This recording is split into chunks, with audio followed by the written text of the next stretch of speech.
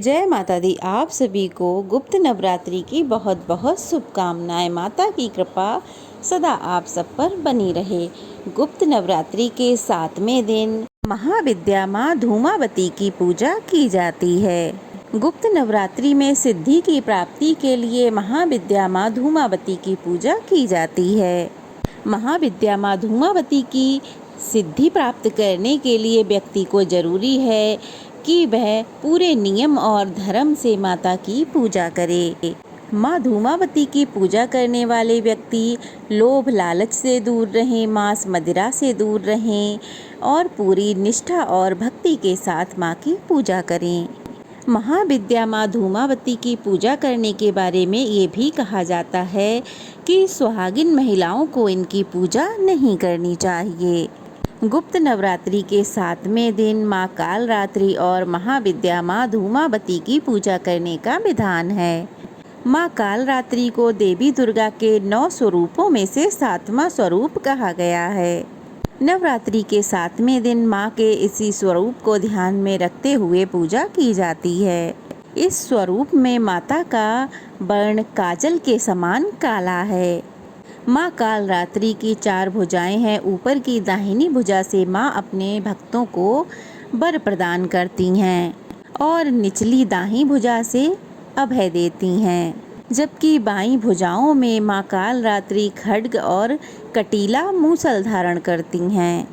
इनके केस खुले रहते हैं और गले में विद्युत की माला शोभा पाती है, जिसकी चमक से ऐसा लगता है कि मानो बिजली चमक रही हो।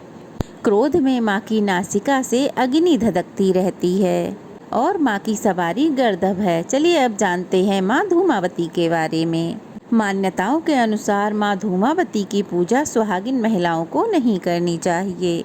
इसके साथ ही इनकी पूजा में माँ दुर्गा का ध्यान करके पूजा की जाती है। शास्त्रों के अनुसार माँ धूमावती का कोई स्वामी नहीं है, इसीलिए यह विधवा माता मानी गई हैं। शास्त्रों के अनुसार माँ धूमावती की पूजा करने से भक्तों के जीवन में निश्चिंतता आती है, साथ ही आत्मबल भी बढ़ता है।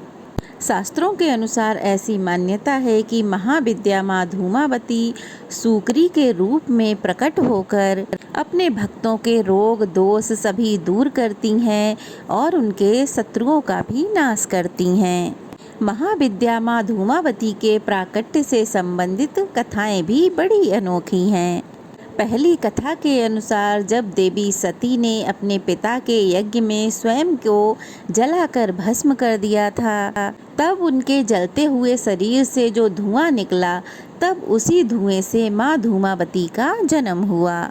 इसीलिए वे हमेशा उदास अवस्था में दिखाई देती हैं। यानी कि महाविद्या माँ धूमावती देवी सती का ही स्वरूप हैं। दूसरी कथा के अनुसार जब एक बार देवी पार्वती भगवान शिव के साथ हिमालय पर्वत पर विचरण कर रही थीं, तभी उन्हें बहुत जोरों की भूख लगी और वे भगवान शिव से कहने लगी, महादेव मुझे भूख लगी है, कृपया मेरे लिए भोजन का कोई प्रबंध किया जाए। किंतु देवी की बात सुनकर महादेव जी कहने लगे, देवी भोजन का अभी कोई प्रबंध नहीं हो सकता।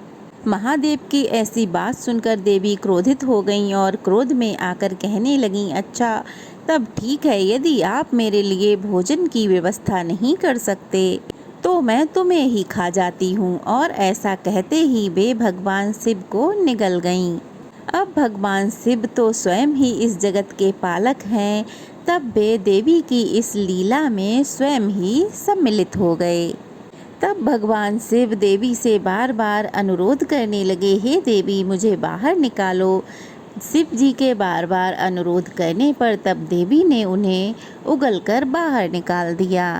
अब भगवान शिव देवी के मुख से बाहर तो निकल गए, लेकिन मारे क्रोध के भगवान शिव ने देवी को ही श्राप दे डाला और क्रोध में आकर कहने लगे, हे देवी क्योंकि तुमने अपने पति को निगल लिया है, इसलिए आज से और अभी से तुम एक विधवा के रूप में रहोगी।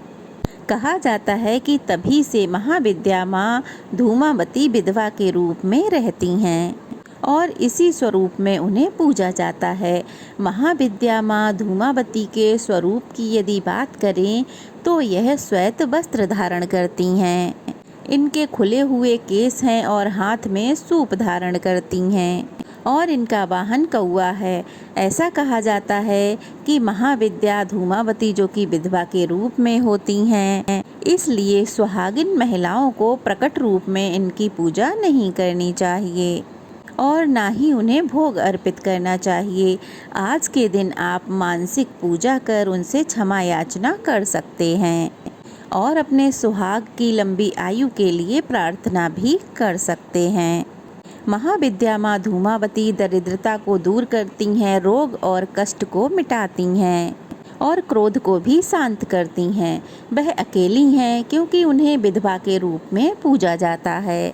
माँ धूमावती के समान दूसरी कोई शक्ति नहीं है और वे अजेय हैं, अर्थात उन्हें कोई जीत नहीं सकता। चंड मुंड और शुंभ निशुंभ प्रसंग में देवी कहती हैं कि मैंने प्रण किया है, जो कोई भी मुझे युद्ध में जीत लेगा मैं उसे वरण करूंगी। लेकिन कोई भी युद्ध में उन्हें जीत नहीं पाया, इसलिए वह अजेय हैं और अकेली हैं।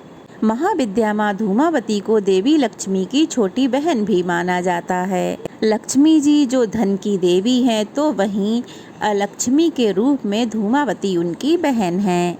यह भी माना जाता है कि दिवाली के दिन देवी धूमावती प्रस्थान करती हैं और उनकी जगह पर लक्ष्मी देवी का आगमन होता है। देवी धूमावती अकेली, विरक्त और स्वयं नियंत्रित हैं। उनका कोई भी स्वामी नहीं है। वे जहाँ भी जाती हैं, जहाँ भी रहती हैं, अकेली ही रहती हैं। इसी तरह दरिद्रता भी अकेली ही रहती है, उसके साथ कोई नहीं रहता। यहाँ तक कि दरिद्रता में कोई भी साथ नहीं देता। जैसे कि कोई गरीब है, आर्थिक तंगियों का सामना कर रहा है, तो नाते रिश्तेदार भाई बंधु भी उसका साथ नहीं देते। देवी के साथ भी यही है। यदि कोई भक्त सच्चे मन से उनकी पूजा प्रार्थना करता है तो देवी उसके घर से दरिद्रता को दूर कर देती हैं। देवी लक्ष्मी जी का ध्यान करके उन्हें बुलाती हैं, जिसके फलस्वरूप भक्तों के घर में धन धान्य के भंडार भर जाते हैं। कहते हैं यदि इस दिन आप महाविद्या की पूजा करते हैं और आपके घर में गंदगी है तो आपके घर में दरिद्रता का वास हो जाता है। इसलिए माँ धूमावती का ध्यान भक्त अपनी आर्थिक तंगियों को दूर करने के लिए भी करते हैं। यदि आज के दिन आप महाविद्या धूमावती की पूजा नहीं करते हैं तो हाथ जोड़कर उनसे प्रार्थना करें कि आपके घर की दरिद्रता को, आर्थिक तंगी को वे दूर करें। इसके साथ ही माँ धूमावती से हाथ जोड़कर पूजा प्रार्थना में हुई गलतियों के लिए क्षमा याचना जरूर करनी चाहिए। ये थी 7वें दिन की महाविद्या माँ धूमावती की कथा। उम्मीद करती हूँ आप सबको ज़रूर पसंद आई होगी। पसंद आई हो तो वीडियो को लाइक करके शेयर करें, कमेंट बॉक्स में जय माता दी लिखें और अगर नए हैं तो प्लीज़ चैनल को सब्सक्राइब करें। माता की कृपा सदा आप सबके परिवार पर बनी रहे। जय माता दी।